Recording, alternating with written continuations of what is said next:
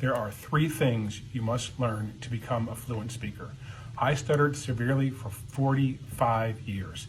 These are the three things that help me become a fluent speaker.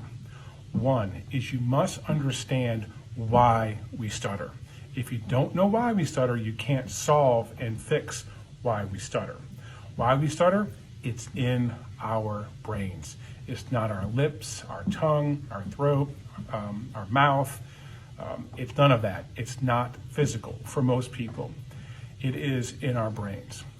Proof, if you're a person who stutters, like me, if you are alone and no one can hear you speak, you can read or speak out loud without stuttering.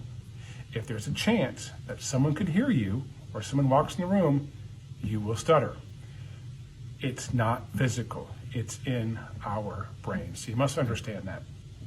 Two, you must learn practical tools to avoid any and all stutters.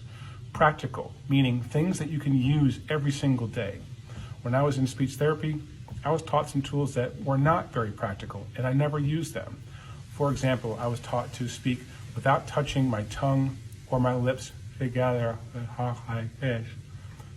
I was never comfortable talking like that. It was not practical for me, and I never used that tool.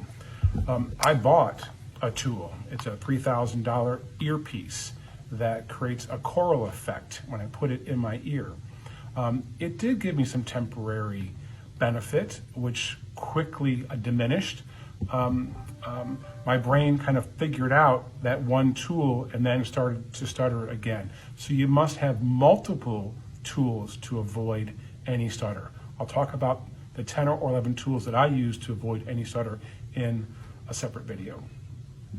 Number three, you must rewire your brain for fluent speech. Our brains are very plastic. We can create new brain neural pathways. We can starve existing disfluent speech neural pathways.